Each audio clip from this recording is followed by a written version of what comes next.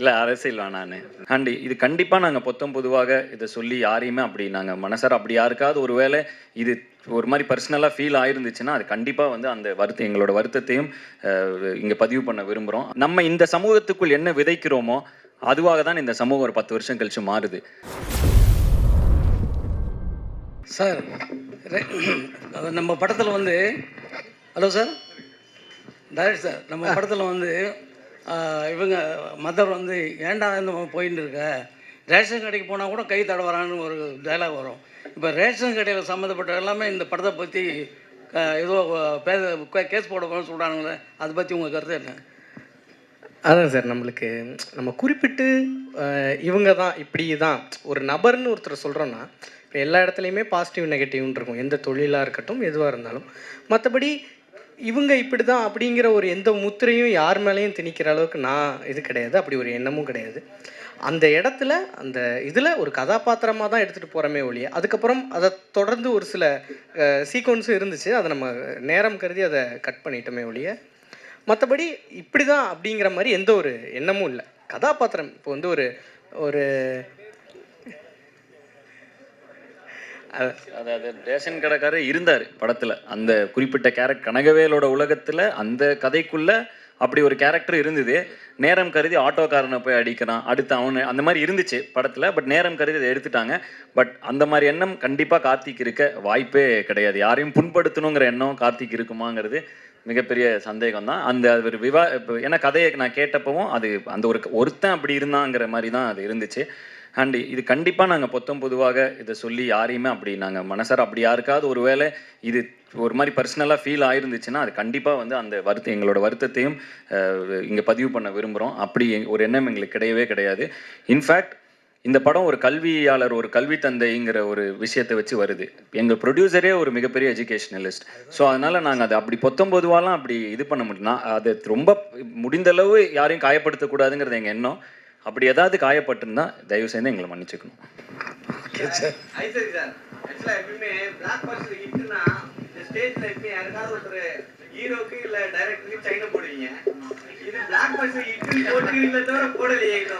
நான் என்ன சொல்லியிருக்கேன், இருங்க 50வது நாள் ஃபங்க்ஷன் கொண்டாட போகிறேன்னு சொல்லியிருக்கிறேன்.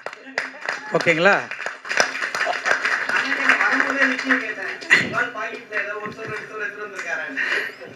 அதெல்லாம் ரொம்ப கம்மியாகிடும். இந்த படத்துக்கு பெருசாக கொடுக்கணும்.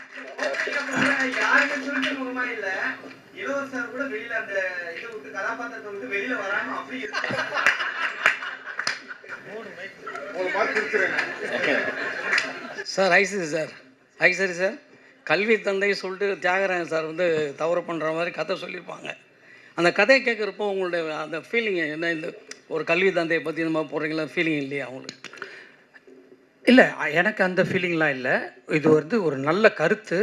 இந்த கருத்தை நம்ம சொல்கிறது இன்னும் ரொம்ப ஆப்டாக இருக்கும் அப்படின்னு தான் நான் நினச்சேன். இல்லை, ஒரு கேர்ளோட வந்து அவர் தவறாக நடக்கிறான்றதை காட்டியிருக்கீங்க. சினிமா தானேங்க, அப்போ தானே நம்ம மக்களுக்கு எடுத்து சொல்ல முடியும். இந்த கதை கேட்குறப்போ அந்த ஃபீலிங் உங்களுக்கு? இல்லை அதை கதை கேட்கும்போது எனக்கு கதை ரொம்ப பிடிச்சிருந்ததுனால தான் நானே எடுத்தேன் இந்த படத்தை. எல்லாருக்கும் மக்களுக்கு போய் சேரணும், எல்லா பெண்களுக்கும் போய் சேரணும் அப்படின்றது தான் என்னுடைய ஆசை. அது நிறைவேறிடுச்சு. அதில் எனக்கு ரொம்ப சந்தோஷம். ஹிப்பாபாதி சார், இப்போ நம்ம தமிழ்நாட்டில் இந்தியாவில் இந்த மாதிரி செக்ஷுவல் அபியூஸ்மெண்ட்டுக்கு எதிராக போக்சோ சட்டம் இதெல்லாம் நிறைய இருக்குது.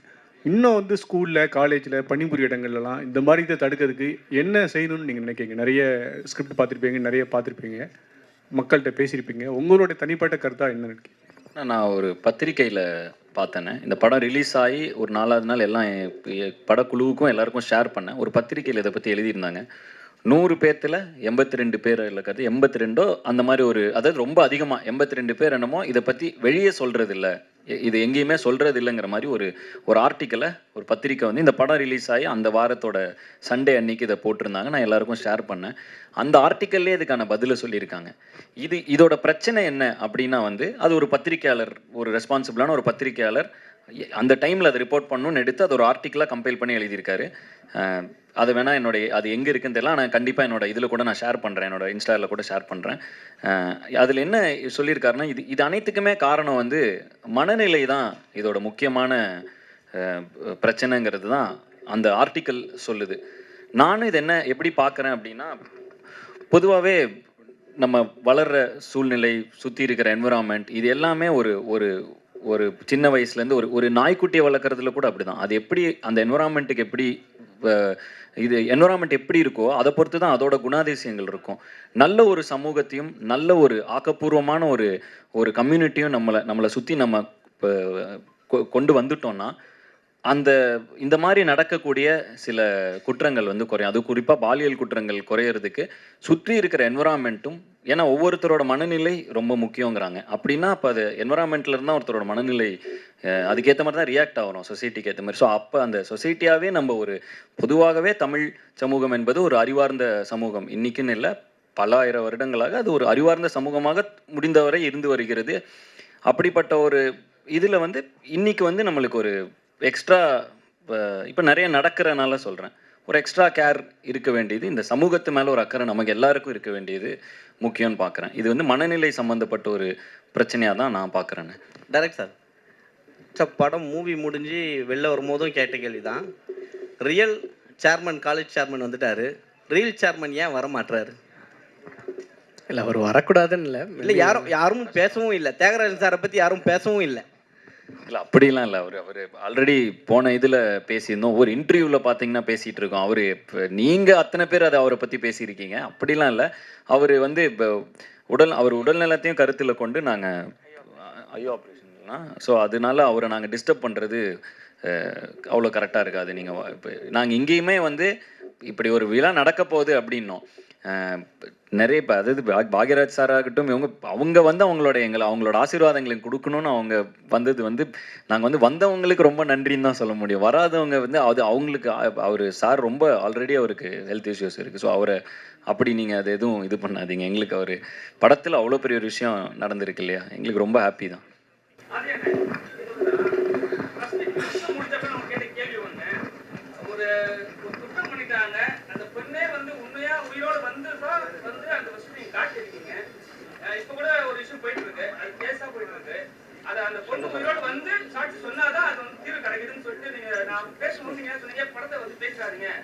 ஆமாம் ஆமாம். அதாவது நான் இந்த இடத்துல அப்படிதான் சொல்லணும்னு நம்ம சொல்லலை. அந்த கதையின் நாயகன் அந்த கனகவேலுங்கிறவன் என்ன சொல்றான்னா, அவனோட ஆதங்கத்தை பதிவு பண்றான். இப்படிப்பட்ட ஒரு விஷயம் நடந்தா இதை நிரூபிக்கிறதுக்கு செத்துப்போன பொண்ணே வந்து சாட்சி சொல்ல வேண்டியதா இருக்கேங்கிற ஆதங்கத்தை பதிவு பண்றான். ஆனா அப்படி இருந்துடக்கூடாது, நடந்துட்டு தானே இருக்கு. ஆமா, அதான் நான் சொன்னேன். இது என்னன்னா, இது என் கையில் இல்லை சார்ட் அவுட் பண்றது. எனக்கும் இதுல பொறுப்பு இருக்கு, உங்களுக்கும் பொறுப்பு இருக்கு, நம்ம எல்லாருக்கும் பொறுப்பு இருக்கு.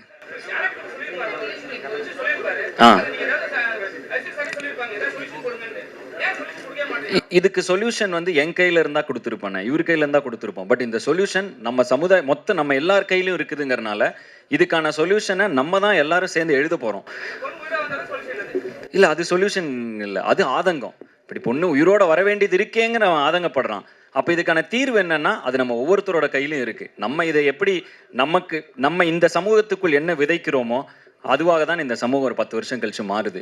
ஸோ தொடர்ந்து ஆக்கப்பூர்வமான விஷயங்களையும் நல்ல விஷயங்களையும் நம்ம தொடர்ந்து நீங்கள் எழுதுவது மூலமாகவும் நாங்கள் படைப்பதன் மூலமாகவும் நம்ம பண்ணிக்கிட்டே இருந்தோம்னா கண்டிப்பாக இந்த சமூகம் ஒரு நல்ல சமூகமாக ஒரு ஆல்ரெடி ஒரு நல்ல லேர்ன்ட் எஜுகேட்டட் இதாக தான் நிறைய உலக அரங்கில் நம்ம பார்க்கப்படுகிறோம், தமிழர்களாக பார்க்கப்படுகிறோம். தொடர்ந்து இது பண்ணா புரியலண்ணே. இல்லை அரசியல் வேணாண்ணே, சக்ஸஸ் மீட். தேங்க்யூ. நம்ம குரூப் ஃபோட்டோக்கான டைம், டீம் எல்லாம் சேர்ந்து குரூப் ஃபோட்டோ எடுத்துக்கலாம். Please be seated.